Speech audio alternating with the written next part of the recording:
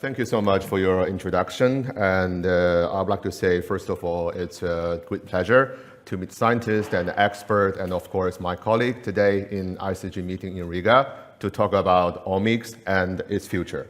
I believe one topic people in this field have been consistently talking about is a powerful NGS platform that one can use to perform study in a versatile and efficient manner in order to explore the field of unknown. If you guys come to this meeting for this purpose, I'm pretty sure to tell you right now you are with the right talk with me. I'll be presenting you MGI, a versatile and potent NGS platform, further empowered by our HotMPS new sequencing reagents that can bring you a good choices for sequencing. I'll be firstly talking about our DNBSEQ technology, followed by introducing our new HotMPS sequencing reagent. And later, I'll be spending quite some words on our DNBSEQ T7 and the DNBSEQ G400 sequencer. So as you can see here, our DNBSEQ G400 was officially launched previously earlier this year. Today, we are officially launching our big and magical guy, DNBSEQ T7, which you can see here, together with our new HotMPS sequence reagents and in combination with the DNBSEQ. I'll also showcase several application studies to give you guys impression on data quality and what kind of application you can apply on these two devices. More importantly, throughout my presentation, I will pinpoint the uniqueness of the combination of the three things within one system. So basically sequencer, our HotMPS reagent, and our DNBSEQ. I'll be firstly talking about our unique MGI DNB nanoball sequencing technology, also called DNBSEQ. As you probably know that at MGI, we apply single-stranded DNA as a library rather than double-stranded linear DNA. When talking about sequencing, the first step we do is basically convert this single-stranded circular DNA library, like such a woolen ball structure, so-called DNB nanoballs, or DNBs, by a process called rolling circle replications, as you can see in this video, starting with single-stranded circular DNA, enzyme bonds, and to make a full round replication to make one copy. So after each round, it makes one new copy that incorporated into growing DNB nanoballs, and repeat hundreds times. This is a controlled enzymatic reaction with high specificity and high fidelity. So what is DNB? DNB is long and continuous single-stranded DNA strand containing repeated unique sequence to be mapped. Averagely speaking, in our case, each DNB carries about 300 to 500 copies per original template. When you put those DNBs on the flow cell, those hundreds of copies present in one DNB can get your signal amplified and to be sufficiently detected by sequencer. Why we apply DNBs rather than doing a conventional PCR amplification? The answer is quite obvious when you compare these left and right figures, because it's well known that error could be generated and further get amplified in your final sample pool or product pool. In that case, you cannot distinguish whether it's a mutation or an error. But when you check our case, DNBSEQ technology combined with rolling circle replication, those hundreds of copies that present in one DNB nanoball are direct copies of the original template. Remember the previous video I just showed you? Enzyme only binds to the single-stranded circular DNA and makes rounds of replication. So yeah, to make a long story short, our DNBSEQ technology has a low amplification error accumulation with low amplification bias, and moreover, the enzyme we use has the highest fidelity among other known enzymes. And once again, it's a controlled rolling circle replication, not amplification. And all the copy numbers in one DNB nanoballs are the original, let's say, direct copies of the original SS circular DNA. So one benefit, or let's say advantage of using DNBSEQ technology is basically to significantly suppress the index hopping rate, as you can see here, to a very low level. Also at the very low level of the screen, of course, ranging from 0.01% to 0.004%. So index hopping is a kind of common problem when you apply conventional sequencing platform. I guess you guys all experience such a problem due to the misintegration of indices to wrong sample pools. So this will lead to a fraction of your samples labeled by wrong code, wrong barcode, leading to reduction in demultiplexing rate, and also reduce your total sample utilization rate. But this phenomenon is actually significantly suppressed by our DNBSEQ technology due to the nature I just presented. And even though there is one or few, let's say, misalignment after rolling circle replication, this wrong one could be corrected by the presence of the correct ones within one DNB. On flow cell, you won't see the wrong signal because simply the wrong one is overrun by the right one, which is 100 times stronger. So in general, we say that our DNBSEQ technology can significantly reduce index hopping and also to decrease duplication rate. And moreover, it shows increased accuracy and sensitivity in detecting SNP and indel. Our DNBSEQ technology is further supported by MGI pattern array flow cell. Before I dive into more details, I want to show you this short video to show how DNB are loaded on a flow cell. So DNB are floating through a flow cell, captured by each spot by gravity, molecular force, electron charge interaction, and more importantly, flattened by so-called DNB embedding to further reinforce its attachment to flow cell, and more importantly, to facilitate the downstream sequencing processes. In comparison with the random array, we believe our MGI patterned nano array can minimize the signal cross interaction, and we also apply a combination of optimized design to figure out optimized spacing and optimize the spot size together with the protein embedding to ensure 1 DNB nanoball per spot. Additionally, we also apply high-density flow cell in order to increase the utilization rate. And the small one you can see here is used on our DNBSEQ G400, and the big flow cells is used on the big guy, DNBSEQ T7. Here comes our new HotMPS sequencing reagents in 2022. At MGI, we never stop innovation. We have been made several major improvements on our HotMPS sequencing chemistry, as you can see here, including using engineered DNA polymerase to incorporate DNTP in more efficient and high-fidelity manner. And moreover, we also use, let's say, modified linker and modified blocker H to efficiently remove fluorescence and 3-end blockage in more, let's say, to make sure that every cycle goes in a rapid and efficient way. We use cPAS sequencing process, and I assume you guys are very familiar with the concept, consisting of nucleotide incorporation, imaging capture, and the cleavage of fluorescence and the 3-end of blocker in order to initialize a new cycle of cPAS. Talking about imaging system, we use a pretty straightforward 4-color system on both DNBSEQ G400 and DNBSEQ T7. Library preparation actually is pretty simple and straightforward when you're comparing with a conventional library. And both library preparation have a fragmentation, ERAD, those common processes, and PCR or PCR not. So the only additional step you do when you work with MGI NGS platform is to convert double-stranded linear DNA into let's say, a single-stranded circular DNA by doing a few steps, including denaturation, spin oligoannealing, and to finalize circularization. The whole process takes about 60 to 70 minutes. And after that, you load your DNB and leave it to the sequencer to perform automatic cPAS sequencing. In general, our workflow is pretty straightforward, easy, and MGI also provides you a versatile library preparation kits for DNA, RNA work. When talking about RNA, you can do RNA-seq, small RNA, and DNA, whole genome, whole exome sequencing, etc. Our kits also FFPE compatible, and you guys may be wondering if the third-party library can work on MGI, let's say a platform.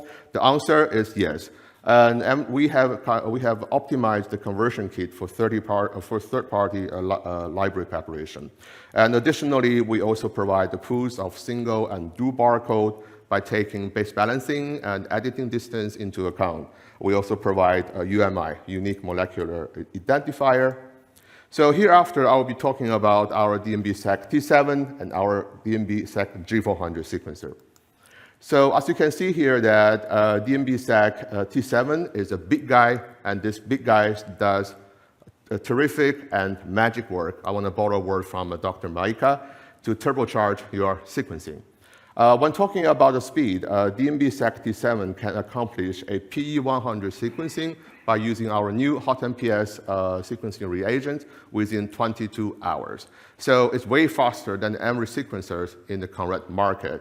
And more importantly, flexibility. It has high flexibility. You can either run 1 or 4 flow cells at a time. It's also user-friendly, featured by the monitor over there. You just poke, and set up everything there. Additionally, DNBSEQ T7 also provides you a pause resume function. So in order to want to double check, you forget something, you can always use this function at certain step of sequencing. And talking about, let's say, data throughput capacity, I would say that the DNBSEQ T7 is a revolutionary sequencer. Based on PE100, it can produce 1 to 4 terabytes per day, and one flow cell in general can produce 5,000 milliarrays. And what I like the best about DNBSEQ T7 is advanced and innovative mechanical design to enable T7 to manage multi-thread workflow in order to handle 4 flow cells in kind of sequential and seamless manner without any additional unnecessary waiting step. And data quality-wise speaking, our DNBSEQ in average, we have a full confidence to show that have a Q30 value higher than 85. Of course, we can easily go beyond to 95. It also depends on the data, let's say, sample quality and application. And based on this list of features, or basically T7 can do a lot of things in your work, in your lab, in your group, including WGS and deep WES, transcriptome, and different oncology panels, and of course, stereomics. So here's a bit closer look at the instrument setup of DNBSEQ T7. Once again, it's featured by a 20-inch touchscreen. You can set up all your sequencing parameters there and monitor your sequencing run. Each DNBSEQ T7 has one single board computer and a base call server. And this inlet is the place where you can load your flow cells. This shiny twisted DNA lamp is your sequencing indicator. You can load the maximum 4 sequencing cartridges at this cold compartment, additionally with 4 other cartridges for washing and maintenance at room temperature compartment. And all the, let's say, cartridges, chemicals, and the flow cells are scanned automatically by this RFID scanner. Additionally, we also apply a higher density flow cell, which is about 20% higher than a regular flow cell. What I also like about the DNBSEQ T7 is it's a quad flow cell stage. So basically, it can put the flow cells which are during incubation or waiting step at this stage, meanwhile busy with other flow cells with cPAS, imaging, and washing. It also has very advanced imaging design to enable continuous and high-throughput scanning. And furthermore, DNB T7 has improved fluidic, let's say, design, featured by this double pump, double rotary valve system. So when you open the chamber here, you will see 4 sets of this double pump and double rotary valve system. Each set is meant for each sequencing unit, so in total 4. Fluid is driven by positive pressure, and additionally, DNBSEQ T7 has efficient mechanic design. For instance, this double gripper that can handle 2 flow cells simultaneously. So another advantage of the DNBSEQ T7 system is that flow cell can be loaded automatically by the device you can see in the middle, MGI-DL T7. You can load 2 flow cells at different times, or in other words, 2 independent loading sites, and once again, set up everything by using this smaller screen, and things are scanned automatically. So here is a bit closer look at the flow cell loading system. So once again, you can load 1 or 4 flow cells without any waiting. Another thing I want to highlight is that DNBSEQ T7 has this automatic flow cell disposing system. So once sequence is finished at 1 flow cell, this flow cell will be automatically disposed at a certain place in DNB T7 so that you can immediately load 1 new flow cell to run. So by having such automatic disposing system, basically DNBSEQ T7 can work in 24/7 manner. But make sure you take a proper break during the weekend to get recharged for the huge amount of data you get next week. This table basically summarized the main application of DNBSEQ T7 and also the data throughput capacity based on one flow cell using P100 sequencing strategy and new HotMPS. So ranging from WGS, WES, RNA-seq, different oncology panels, and SteriSeq. Let's say when using WGS as example, assuming you have 100 gigabase per sample, you can process 12 samples by using one flow cell. And when talking about the SteriSeq, assuming you have 2,500 to 4,000 million rate per sample, you can process 1 or 2 samples. But once again, this is one flow cell. So imagine you run 4 flow cells at a time. So the amount of data and the throughput capacity in your lab, in your group, will be skyrocketing. Well, when talking about DNBSEQ operation workflow, it's a magical device. Once again, I want to borrow a word from Dr. Maika. So this is the only manual step you do, basically loading your flow cells, starting preparing, placing your reagents, and click start. Rest will be done automatically, including sequencing, washing, flow cell disposal. And then the whole workflow enter a new cycle for your new flow cell. Once again, DNBSEQ T7 can generate more data, then you guys have more time for coffee and discussion. So here I want to present you once again our DNBSEQ G400. It's a versatile benchtop sequencer. It's smaller, but small guys also does perfect work. Featured by high speed, high flexibility, and also high data output and quality, and of course, very versatile applications. When talking about speed, DNBSEQ G400 can process SE50, a dual flow cell run, 2 flow cells simultaneously using HotMPS within 16 hours, from a bench DNB making to final FASTQ result. It would also give customers with a high flexibility. You can choose to use one flow cell or run 2 flow cells simultaneously. We also have a special design, our flow cell. Talking about the large one large flow cell has 4 separate lanes. So you can load your sample individually by manual loading. And also you can choose to load your samples automatically by sequencer itself. DNBSEQ G400 not only provide you a high data throughput, but also with a flexible range, ranging from 75 to 720 gigabase per run, depending on how many lanes, how many flow cells you use. When talking about, let's say, a 1 lane, in average, it generates 450 million base, million rate, and 4 lanes in total is 1,800 million rate. If you run 2 flow cells, this number is doubled to 3,600 million rate. If you think, okay, I don't need that high amount of data output, you can choose to use our small flow cells, which has 2 lanes and give you a range of 300 to 550 million rate. It will be available soon, later this year. And data quality-wise speaking, we have a full confidence once again to show you DNBSEQ G400 in average Q30 value is higher than 85. But once again, depending on application and your input quality. You can use DNBSEQ G400 for both research and clinical purpose study, including those common applications, WGS, WES, RNA-seq, and also single cells. So this table summarizes the main application of DNBSEQ G400 and its throughput capacity while using P100 HotMPS as example, including WGS, WES, different cancer panels, and also you can perform single-cell RNA-seq by using DNBSEQ G400. Assuming you have 5,000 cells and you want to reach 100K read per cell, roughly about 100 gigabase per sample. By using one flow cell, you can process 4 samples, and this number is doubled when you perform 2 flow cells. I think you guys have kind of noticed this cover page story from the most recent science issues, let's say to show this axolotls brain regeneration mechanism study performed by BGI by using MGI single-cell SteriSeq NGS platform. A lot of amazing figures, data there. If you haven't read it, please have a look.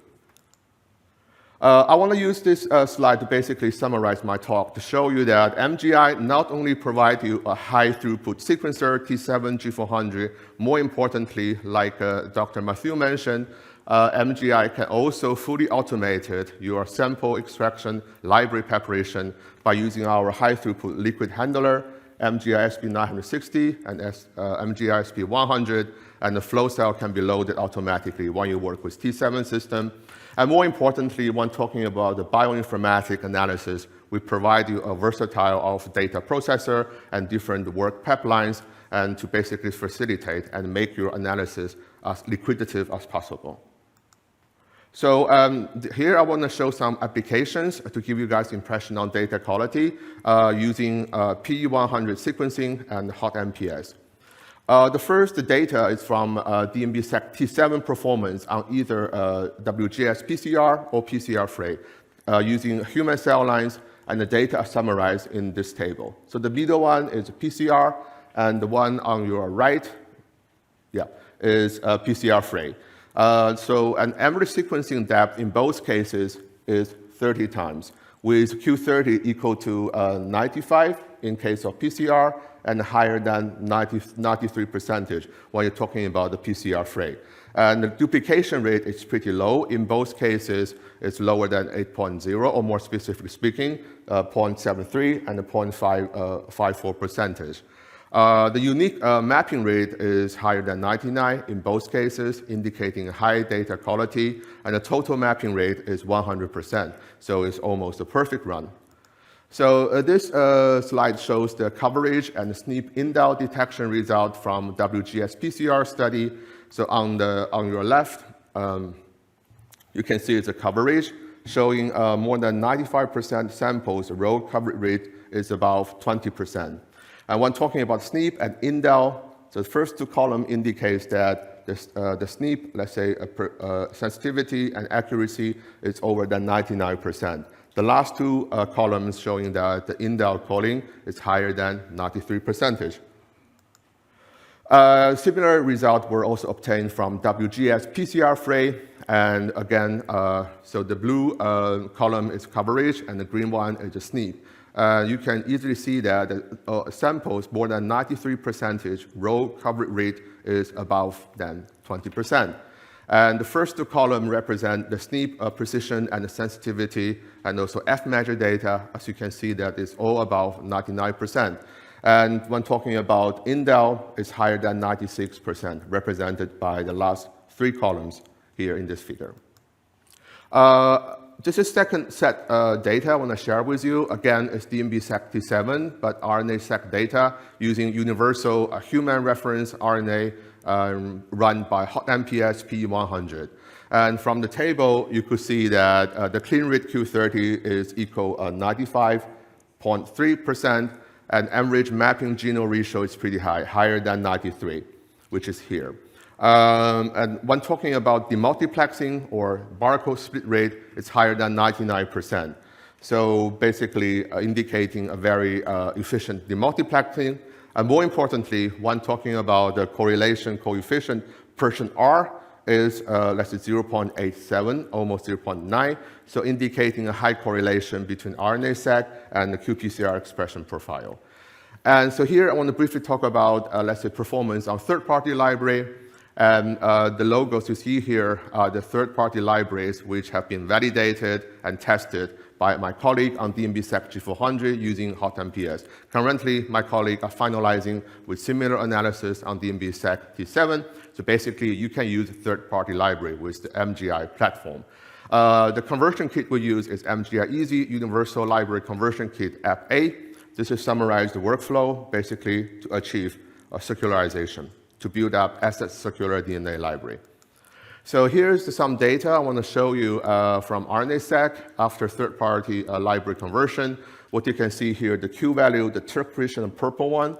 The turquoise is Q20, and the purple one is Q30. So in both cases, it's higher than 94%. And the total clean data ratio for all samples is higher than 99%. Another data set from whole exome sequencing pair end. The first two is Q20, read 1, read 2. The last two is Q30, read 1, read 2. So in all cases, what you can see in this figure is that sequence by HotMPS are all higher than 95%.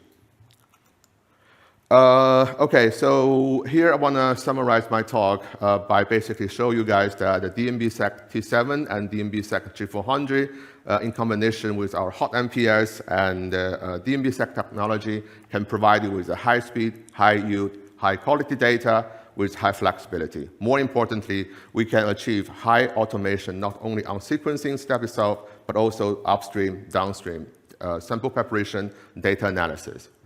And you guys may be wondering why I'm not talking about P150. My colleague at R&D are busy with finalizing its test on DNBSEQ T7, G400, will be available in the coming months this year. Users' voice, speak way stronger and louder than what I'm presenting here. So here are some references from our dearest customers and also collaborators. And the first one is from Professor Seth Murray from University of Debrecen, highlighting the combination of DNBSEQ G400 HotMPS is suitable for global transcriptome profiling, and the cost is low. And Professor Seth Murray will be also giving a talk to show more details on his data studies in this session later. Another one is from Professor Ingolstrand at Karolinska Institute, and the data actually, by the way, is conducted outside Sweden, basically indicating that our MGI sequencing platform can give a high QC value over than 95 and a low duplication rate, lower than 2%. So here are our declaration and ordering information for G400, G50, let's say including sequencer, consumables. At the moment, we provide both RUO and CE-IVD. And this is the information for DNBSEQ, including sequencer, consumable, and also data processor. At the moment, only RUO. Yeah, so before I come to my question part, I want to say that although it's still a long way to go to achieve sequencing everywhere for everyone, but we strongly believe our MGI DNBSEQ platform can really accelerate this process, and moreover, as a player in this field and industry, and we could really accelerate development of different OMICS application and innovation. More importantly, we want to bring the power of choice on sequencing to our customers to benefit their work, their study. Thank you, Dr. Weilin, for a wonderful talk. We are running out of the time, but we might have time for one question. Yes, Professor Duska. Yes. I'll try to speak loud. I can hear you clearly, no problem. Yeah, you went very quickly through the chemistry of HotMPS. Can you share a little bit more about it? You modified the sugar, you modified the linker, and you modified the enzyme. What are the modifications? Well, at this moment, the only thing I can tell you is that we did modification on enzyme and also linker, and I cannot really tell you all the detailed information because our R&D want to keep it confidentially at the moment. Okay, thank you. Sorry, I cannot fulfill your curiosity.